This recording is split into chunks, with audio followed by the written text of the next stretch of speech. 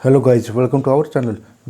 दोस्तों IRFC Indian railway finance corporation दोस्तों यह एक अंडर वैल्यू शेयर है। दोस्तों यह फंडामेंटली बहुत ज़्यादा स्ट्रॉन्ग है, गवर्नमेंट ऑफ इंडिया की कंपनी है, लेकिन फिर भी दोस्तों यह अंडर वैल्यू क्यों है और यह कंपनी प्रॉफिटेबल कंपनी है दोस्तों, और फिर भी ये अंडर वैल्यू क्यों है। IRFC का जो बिजनेस मॉडल है, जो बिजनेस साइकिल है, वो क्या है दोस्तों, आइए उसको जानते हैं। दोस्तों यह IRFC जो कंपनी है वो जो हमारी जो इंडियन रेलवे है उसके लिए फंड रेजिंग का काम करती है। यह भारतीय रेलवे की वित्तीय समस्याओं को हल करता है। IRFC एक प्रकार की NBFC IRFC को एक प्रकार की NBFC कंपनी भी कह सकते हैं। NBFC non banking finance corporation, जो केवल इंडियन रेलवे के लिए ही काम करता है। दोस्तों इसकी जो शुरुआत हुई थी वो 1986 में हुई थी। 1986 से पहले भारतीय रेलवे के 86 से पहले भारतीय रेलवे के लिए जब भी कभी पैसों की आवश्यकता होती थी तो भारत सरकार के दरवाजे पर इंडियन रेलवे जो है उसको जाना पड़ता था। दोस्तों इतनी व्यवस्थाओं के चलते इतनी व्यवस्थाओं के बीच में कई बार ये चीज़ें डिले हो जाती थी। तब भारत सरकार ने यह निर्णय लिया कि एक अलग से मंत्रालय बनाते हैं और एक अलग से NBFC बनाते हैं और इसको RBI के अंडर रखते हैं और उसको बोलते हैं कि इंडियन रेलवे की जितनी भी वित्तीय समस्याएं हैं अब से केवल वही सोल्व करेंगे। तब से IRFC भारतीय रेलवे के लिए लोन का प्रबंध करता है, पैसों की जो व्यवस्था होती है और कोई पैसों का प्रबंध करता है दोस्तों।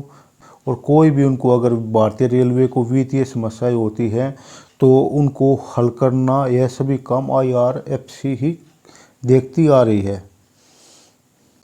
यह कंपनी भारतीय रेलवे के लिए फंड रेजिंग कैसे करता है, इसके लिए दोस्तों ये काफ़ी काम करता है। दोस्तों यह कंपनी पब्लिक के लिए टैक्स फ्री बॉन्ड इशू करता है, टैक्स फ्री और टैक्सेबल बॉन्ड का प्राइवेट प्लेसमेंट करता है। यह कंपनी सिंडिकेट लोन लेता है बॉन्ड या नोट के थ्रू। यह कंपनी ग्रीन बॉन्ड और मीडियम टर्म नोट्स इशू करता है। यह company sovereign wealth fund and pension fund से भी फंड रेज करता है। इसके अलावा जो भी मल्टीलैटेरियन एजेंसीज होती हैं उनके कई सारे प्रोग्राम होते हैं दोस्तों, जैसे कि वर्ल्ड बैंक के अंदर कुछ प्रोग्राम होते हैं, एशियन डेवलपमेंट बैंक के अंदर कुछ प्रोग्राम होते हैं, तो उन प्रोग्राम के जरिए भी यह कंपनी फंड रेज करती है। यह जो भी डेट इंस्ट्रूमेंट इशू करता है वो सारे गवर्नमेंट बैक्ड होते हैं दोस्तों। यानी अगर कल IRFC ने डिफ़ॉल्ट कर दिया तो इन सब का जो रिप्लेसमेंट होगा वो गवर्नमेंट ऑफ इंडिया खुद करती है। इसलिए यहाँ पर इन्वेस्टर को ये भरोसा आ जाता है कि अगर हम IRFC को टैक्स फ्री बॉन्ड IRFC के टैक्स फ्री बॉन्ड खरीदे या इसको लोन देंगे तो ये किसी भी हालत में हमारा पैसा नहीं डूबेगा, क्योंकि ये गवर्नमेंट ऑफ इंडिया इन पैसों की रिप्लेसमेंट करेगा। इसलिए इन्वेस्टर इस पर अपना ट्रस्ट करते हैं और इसको पैसा देते हैं। अगर आप 2020-21 की बात करते हैं तो IRFC ने टैक्स बॉन्ड के जरिए 21,537 करोड़ रुपया और एक्सटर्नल कॉमर्शियल बोरोइंग से 29,586 करोड़ रुपया और टर्म लोन से 52,401 करोड़ रुपया और 54 EC बॉन्ड से 842.60 करोड़ रुपया रेज किया था। इसके बिजनेस मॉडल में जो अगला जो स्टेप आता हो दोस्तों वो आता है फंड डिप्लॉयमेंट का, यानी कि कंपनी ने जो उधार लिया है उन पैसों को कैसे यूज करेगा और उससे और अधिक पैसा कमाएगा। यह कंपनी जो भी पैसा उधार देता है उसका 98% अपने रोलिंग स्टॉक एसेट को खरीदता है, यानी उसको जो रोलिंग स्टॉक एसेट में लगाता है, रोलिंग जो स्टॉक एसेट होते हैं उनको ये खरीदता है। उसके बाद उसको यह इंडियन रेलवे को लीज पर दे देता है। दोस्तों रोलिंग स्टॉक एसेट क्या होते हैं? दोस्तों रोलिंग स्टॉक एसेट जो रेलवे व्हीकल होते हैं, चाहे वो इंजन हो, डिब्बे हो, मतलब कि जो रेलवे के जो मूविंग व्हीकल होते हैं उनको रोलिंग स्टॉक एसेट के नाम से जाना जाता है। वो यह उनको खरीदता है और जो इंडियन रेलवे होते हैं उसको लीज पर दे देता है दोस्तों, जिससे इसकी इनकम होती है दोस्तों। इसके बाद बिजनेस साइकिल में जो अगला स्टेप आता है दोस्तों इंटरेस्ट अर्निंग का। जो भी रोलिंग स्टॉक एसेट IRFC ने इंडियन रेलवे को दिया उसके लिए इंडियन रेलवे IRFC को हर 6 महीने में लीज रेंट पे करता है, जो इंडियन रेलवे इन सारे व्हीकल को इस्तेमाल करने के लिए आईआरएफसी को पे करता है। इसके बाद मान लीजिए कि लीज पीरियड ख़त्म हो गया तो उसके बाद आईआरएफसी एक नॉमिनल प्राइस पर इन सारे एसेट को मिनिस्ट्री ऑफ रेलवे को ट्रांसफर कर देता है, जिससे कंपनी को बल्क में पैसा मिल जाता है। और ये हो गया कंपनी का दूसरा अर्निंग। और जो कंपनी का जो तीसरा अर्निंग है वो बेनिफिट के रूप में आता है। जो आईआरएफसी का इंडियन रेलवे के साथ एमओयू है, जहाँ पर इंडियन रेलवे को लीज प्राइसिंग में इसका जो प्रिंसिपल रिप्लेसमेंट होता है और जो इंटरेस्ट पेमेंट होता है उसको भी कंसिडर करना होता है, जिससे आईआरएफसी पूरी तरह से सेफ हो जाता है, क्योंकि इन दोनों की रिस्पॉन्सिबिलिटी इंडियन रेलवे यानी गवर्नमेंट ऑफ इंडिया की हो जाती है। इसके बाद इस कंपनी को एक अच्छा अर्निंग डिप्रिसिएटिंग एसेट के टैक्स बेनिफिट और एग्जेम्पशन से भी मिलता है। यानी कंपनी जो भी रोलिंग स्टॉक एसेट खरीदता है वो सारे डिप्रिसिएटिंग एसेट होते हैं, यानी जितना टाइम बीतता जाएगा उनका जो वैल्यू है वो भी दोस्तों कम होती जाएगी। और जो डिप्रिसिएटिंग एसेट पर आपको टैक्स एग्जेम्पशन मिलता है, तो इस सारे तरीके से आईआरएफसी अर्निंग करता है दोस्तों। उसके बाद अगला बिजनेस साइकिल आता है रिप्लेसमेंट का। यानी आईआरएफसी ने मार्केट से जो भी कर्जा लिया है उनको ये कंपनी अपने कमाए हुए पैसे से इसका प्रिंसिपल भी रीपे कर देता है और इसके साथ साथ उनको इंटरेस्ट भी पे करता है। अगर आप इसके बिजनेस साइकिल को समराइज करेंगे तो पहले कंपनी ने मार्केट से फंड लिया और उन पैसों से कंपनी ने रोलिंग स्टॉक एसेट खरीदे, यानी कि रेलवे व्हीकल खरीदे और अब उन व्हीकल को मिनिस्ट्री ऑफ रेलवे को लीज पर दे दिया और लीज अमाउंट के रूप में गवर्नमेंट ऑफ इंडिया से प्रिंसिपल और इंटरेस्ट दोनों लिया और डिप्रिसिएटिंग एसेट के रूप में टैक्स एग्जेम्पशन भी ले लिया। और उसके बाद यह लीज टाइम पीरियड ख़त्म हुआ तो उसके बाद इन्हीं रोलिंग स्टॉक एसेट को मिनिस्ट्री ऑफ रेलवे को मिनिमम सेलिंग प्राइस पर बेच दिया। और अब इन सारे प्रोसेस से जो भी पैसा इन्होंने कमाया उन पैसों से जिससे भी इन्होंने फंडिंग लिया था उनको प्रिंसिपल अमाउंट भी पे कर दिया और जो इंटरेस्ट है वो भी रीपे कर दिया। इसके साथ साथ उनके प्रोजेक्ट को फंड भी करती है। ये दोस्तों ये जो आईआरएफसी का जो बिज़नेस मॉडल है बहुत ही ज़्यादा इंप्रेसिव होगा। यहाँ पर आईआरएफसी ने इंडियन रेलवे को जो बिज़नेस पावर है उसको लेवरेज करके अपनी जेब से एक भी पैसा ना लगाकर एक अच्छा प्रॉफिट भी कमाया, इंडियन रेलवे के लिए सस्ते दाम पर रोलिंग एसेट भी दिलवाए और इसके साथ साथ इन्होंने इसके सारे बिजनेस को इंडियन रेलवे के सारे बिजनेस को फंड भी किया, उन सारे इन्वेस्टर का कैपिटल सेफ्टी भी इंश्योर किया और साथ साथ ही उनको इंटरेस्ट भी पे किया, यानी कि सभी को यहाँ पर फ़ायदा हुआ।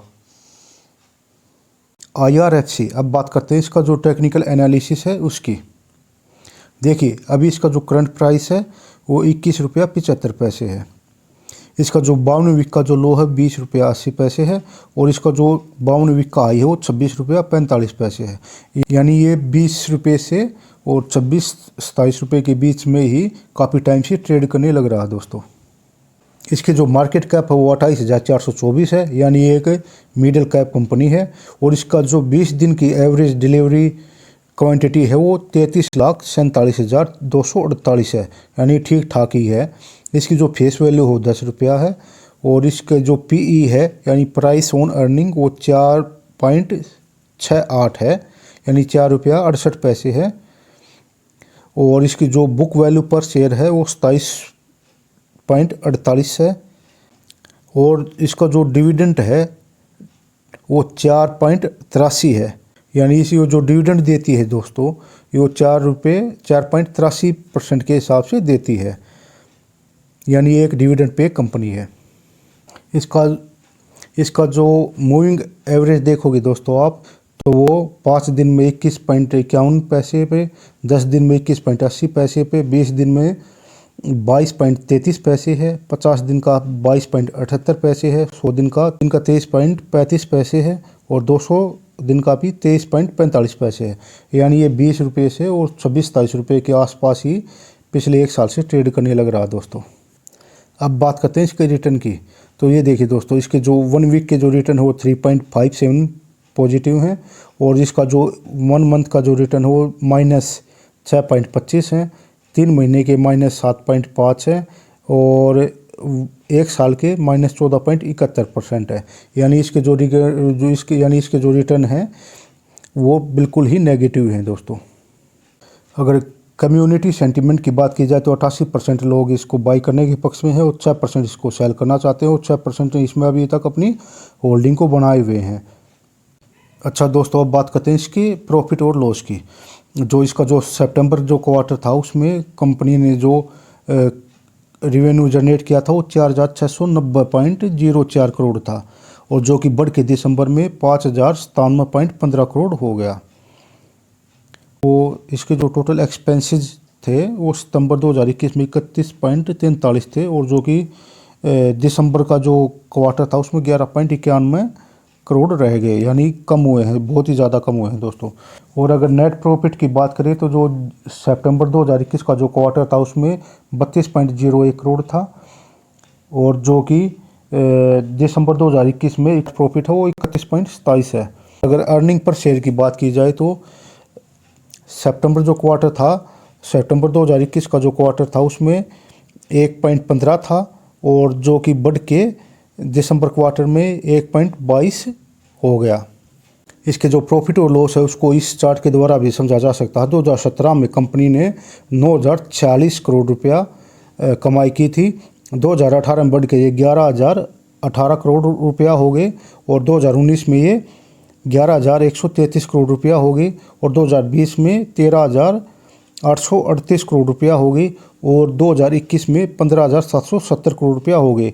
यानी जो इस कंपनी का जो रेवेन्यू हो लगातार बढ़ने लग रहा है दोस्तों। अच्छा, अब बात करते हैं इसके जो प्रमोटर की जो होल्डिंग है वो क्या है। तो इसकी जो प्रमोटर की जो होल्डिंग है वो 86.36 है और जो FII की होल्डिंग है वो 1.09 है और DII की जो होल्डिंग है वो 3.20 है और अदर्स की जो होल्डिंग है यानी जो रिटेल इन्वेस्टर है उनकी जो होल्डिंग है वो 9.35% है।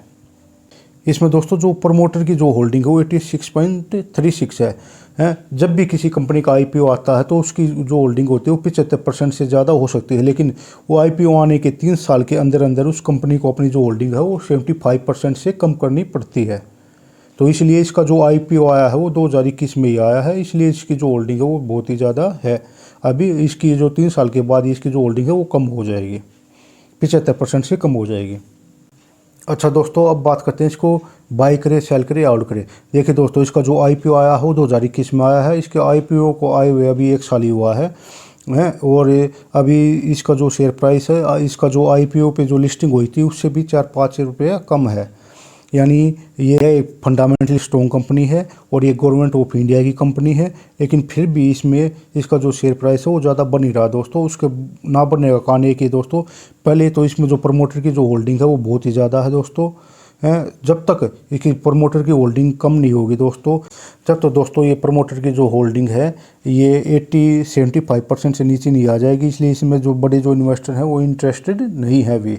और दूसरा इसका जो सबसे बड़ा जो कारण ये है कि दोस्तों यह एक गवर्नमेंट ऑफ इंडिया की कंपनी है दोस्तों। फंडामेंटली बेशक ही स्ट्रॉन्ग हो, लेकिन आपको पता है कि जो गवर्नमेंट ऑफ इंडिया है दोस्तों उसके अगर वो बहुत ही ज़्यादा प्राइवेटीकरण करने लग रही है दोस्तों, तो लोगों का कहीं ना कहीं इसमें एक डर बना हुआ है कि ये अगर प्राइवेट कंपनी हो जाती है दोस्तों तो जो लोगों का जो ट्रस्ट है वो इस पर नहीं रहेगा, इसलिए भी इसका जो प्राइस है वो नहीं बढ़ रहा। और तीसरा, इसका जो प्राइस नहीं बढ़ रहा दोस्तों उसका कारण ये है कि दोस्तों जो गवर्नमेंट ऑफ इंडिया की जो पॉलिसी है दोस्तों वो काफ़ी चेंज होने लग रही है। जैसे कि अभी आपने देखा कि IRFC का जो प्राइस है उसमें बहुत ही ज़्यादा डाउन आ गया है दोस्तों। उसका डाउन आने का कारण भी यही था कि जो गवर्नमेंट ऑफ इंडिया की जो पॉलिसी है वो काफ़ी चेंज हो गई है दोस्तों। तो इसलिए भी लोग बाकी इसमें इंटरेस्ट नहीं दिखा रहे और जो बड़े इन्वेस्टर हैं इसमें इंटरेस्ट नहीं दिखा रहे कि कहीं अगर वो अपना पैसा इसमें इन्वेस्ट कर दें और गवर्नमेंट ऑफ इंडिया की अगर कोई भी भारत सरकार की अगर इसमें कोई पॉलिसी चेंज कर देती है, इसका जो ट्रस्ट है लोगों का वो इससे उठ जाता है। तो दोस्तों ये था इसका एक डिटेल रिव्यू। आई होप दोस्तों आपको ये वीडियो इन्फॉर्मेटिव लगा होगा। अगर इन्फॉर्मेटिव लगा हो तो please like, share and subscribe. Thanks for watching.